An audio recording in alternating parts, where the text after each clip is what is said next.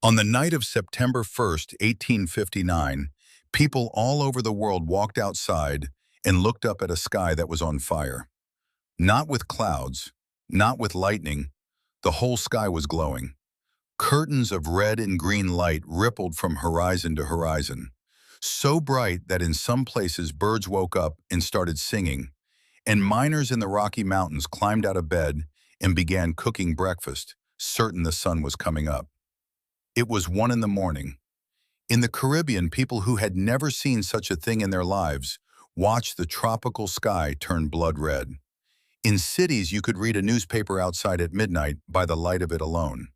It was beautiful, and it was a warning, because the same force painting that sky was at that very moment tearing through the only electrical network humanity had, and it was the closest we have ever come to seeing what our star can really do to us. This is the story of the Carrington event, and of why scientists are absolutely certain it is going to happen again. Let's start with the man who saw it begin. His name was Richard Carrington, a young English astronomer with a private observatory and a habit of sketching the sun every clear morning. On the 1st of September, he was doing exactly that, projecting the sun's image onto a screen and tracing the dark little sunspots, when something happened that no human had ever recorded before. Two brilliant points of white light erupted out of a huge cluster of sunspots. They flared so intensely that Carrington thought a beam of raw sunlight had somehow broken through his equipment. He ran to find a witness, and by the time he got back, less than a minute later, they were already fading. What he had just watched was the first solar flare ever observed by human eyes. A single eruption on the surface of the sun, releasing more energy than millions of atomic bombs. But the flash was not the dangerous part. The flash was just the flare announcing what was coming behind it.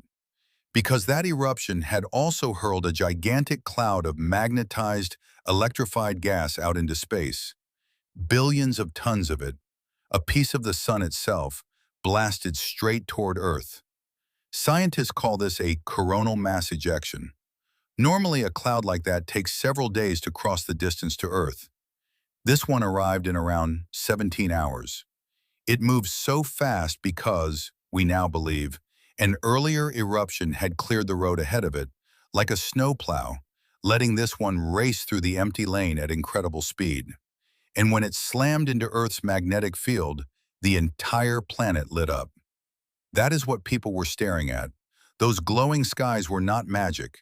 They were the sun's own material crashing into our atmosphere and making the air itself glow.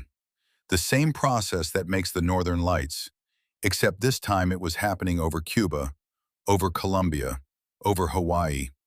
Auroras that normally hide near the poles were suddenly dancing over palm trees. But while everyone was looking up in wonder, something much stranger was happening at ground level. In 1859, the most advanced technology on Earth was the telegraph. Thin metal wires strung on poles across entire continents, carrying messages in electric pulses. It was the internet of its day, and it was the one thing humanity owned that ran on electricity, and the storm found it. That geomagnetic storm pushed a current into the telegraph wires that was never supposed to be there. Suddenly, machines went haywire. Operators reported sparks leaping from their equipment. Some were shocked so hard they were knocked back from their desks. Telegraph paper caught fire from the arcing. The needles swung wildly, spelling nonsense. And then came the eeriest detail of all. In several offices, operators disconnected their batteries entirely, cut off their own power source, expecting the system to go dead. Instead, the machines kept working. The storm in the sky was pushing so much energy through the wires that operators sent messages to each other using nothing but the current from the aurora itself. For a few hours, human beings were sending telegrams powered directly by a storm on the sun. In 1859, that was a curiosity. A strange, beautiful, slightly frightening night that people talked about for years. Because the truth is, the world of 1859 barely used electricity at all. A few telegraph lines caught fire, and that was the extent of the damage. Humanity got hit by the most powerful solar storm in recorded history, and mostly, we just enjoyed the view. But we are not that world anymore. Before I tell you what a Carrington event would do to us today, if you are the kind of person who wants to understand the hidden forces that could reshape our world overnight, take 1 second and subscribe. This channel is all about the invisible threats and buried stories most people never think about.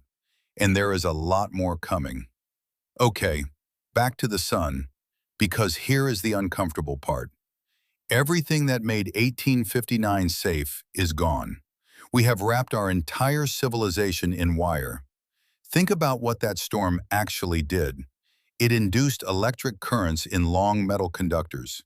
In 1859, that meant telegraph lines. Today, it means the power grid. Thousands of miles of high-voltage lines crisscrossing every country, all of them perfect antennas for exactly this kind of surge.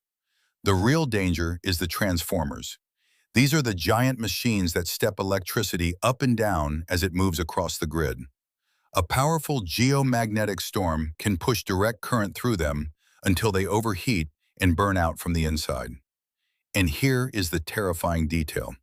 The biggest ones are custom-built, weigh hundreds of tons, cost millions, and can take a year or more to manufacture and replace. There is no warehouse full of spares. If a Carrington-level storm hit today, it could burn out large numbers of these transformers at the same time, across entire continents. And when the grid goes, everything downstream of it goes too. No power means no water pumping, no fuel pumping, no refrigeration, no internet, no cell towers, no card payments. Satellites overhead could be damaged or blinded, taking down GPS and communications. It would not be a blackout that lasts an afternoon. Experts have estimated recovery could take anywhere from 4 to 10 years. And one study for the United States alone put the cost as high as $2.6 trillion. And if you think this is just theory, we have already had warnings. In 1989, a solar storm far weaker than Carrington hit Quebec, Canada. In 90 seconds, it collapsed the entire provincial power grid and left 6 million people in the dark in the middle of winter. And then there was 2012.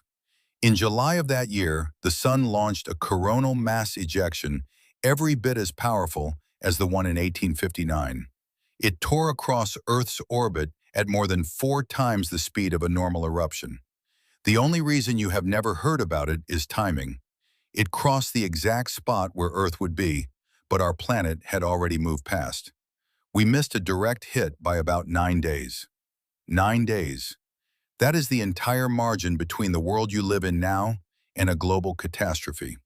So here is the truth that scientists keep repeating and that most people never hear. The Carrington event was not a freak accident that can never repeat. The sun does this. It is a cycle, a rhythm, a beast that stirs every 11 years and occasionally throws something enormous. Storms of that scale hit the Earth every few hundred years, which means on a long enough timeline, another one is not a possibility, it is a certainty. The only thing we do not know is the date.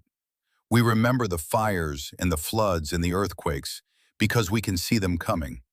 But the most powerful natural force that regularly touches our planet is the one nobody looks at.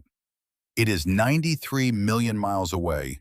It is the reason you are alive, and every so often it reaches out and reminds us how fragile everything we have built really is. The sky caught fire once, and we called it a wonder. The next time, we will call it something else. If invisible threats hanging over modern life are what pull at you, I have another one, and this one is sitting right under California.